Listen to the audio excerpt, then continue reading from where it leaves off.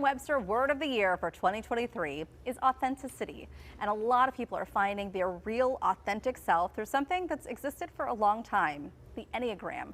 Joining us now to talk all about this is professional coach and the owner of Moxie Mama, Ditka. So Thanks. good to have you here. Thanks for having me, Heather. I think this is fascinating, and yes, it's a little trendy right now, but it's existed for a while. What is Enneagram? What is it? The Enneagram is kind of a discovery that was made in ancient times with 9 distinct personality types. We are each born into our personality type, and it comes from this tiny grain of sand, like with an oyster, and it's an irritant, and then the personality develops around that in 3 distinct categories and then 9 types within those categories. So there are 9, can we call them personality types, or how do you describe them? 9 personality types in 3 triads. And the 3 triads are the head, the heart, and the gut.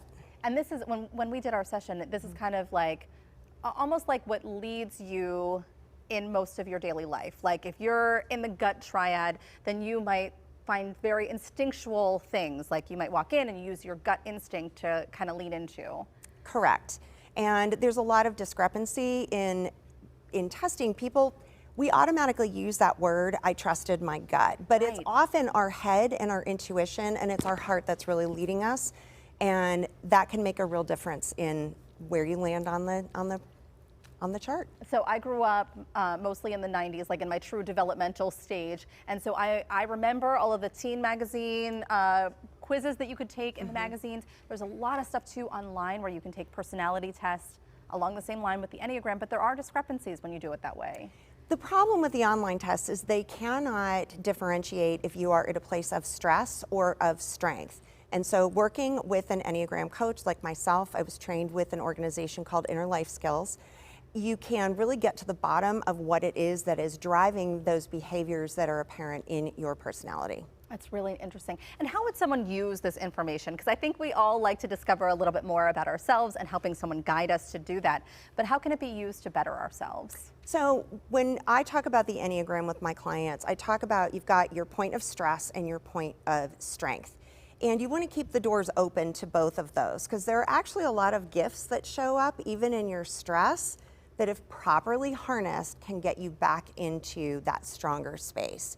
And knowing that these are potential pitfalls that you might have can caution you and make sure that you're aware that it's starting to spiral down and get you back into that place of maybe it's wisdom, maybe it's authenticity, whatever your personality goes to in strength. I wanted to show you, people at home, a little bit of our session. We had a wonderful meeting. We did it over Zoom, and you kind of walked me through how everything was set up, the triads. You asked me a lot of questions about what I was leaning into and how I would make decisions. Tell people at home what a session would typically look like. Runs between 60 and 90 minutes, and we go through these 3 personality pearls, which is starting with, are you led by your gut? Are you led by your head? Are you led by your heart? And from there, you go through each of the 9 types and really talk about what may have driven you throughout your life and what are those common themes that keep coming up.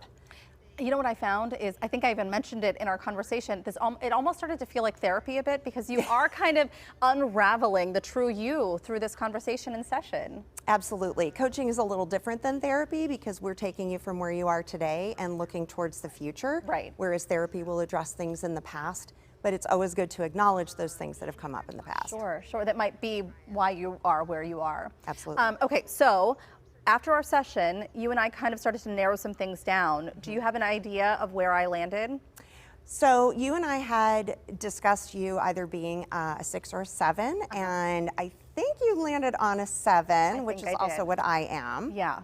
And so tell people at home what a 7 looks like. So 7 is called the enthusiast. 7s are often, some of the jokes about the 7s are we use multiple exclamation points. Oh, I do. We are over busy, over scheduled. We hashtag all the things all the time. You know, I run like 4 different businesses, so yeah, totally guilty of that. So you'll get my joke, which is that my plate is as full as Thanksgiving dinner every single day. Absolutely. Like, that's how I live my life. Yeah, no complaints though, sometimes. You also brought up something really fun about classic Christmas characters and what Enneagram they might be. Can I just throw one out? Sure. What would Ebenezer Scrooge be?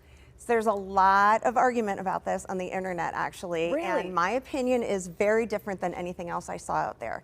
Most people would suggest that he might be an 8, which is in the gut triad, so kind of angry. I suggest that he is a counterphobic Enneagram 6. And the Enneagram 6 wants trustworthy information. Scrooge was abandoned as a child by his father, and so the only person he could ever count on was himself, and so he put up all these barriers and stayed up in his own head about what was right and what was wrong, and eventually got to a place of strength by acknowledging the existence of others. So this is really interesting too. I'm so glad that you brought up 6 again, because when I went through the session, I learned 6 is the only one that has 2 little characters with it. Explain that to people. So the Enneagram 6 generally is believed to be born as a phobic 6, which comes with a fair amount of anxiety to it. A lot of what if, worst case scenario playing in your head. And that person may adapt to become a counterphobic 6. So a little tougher, a little more of an edge to try to overcompensate.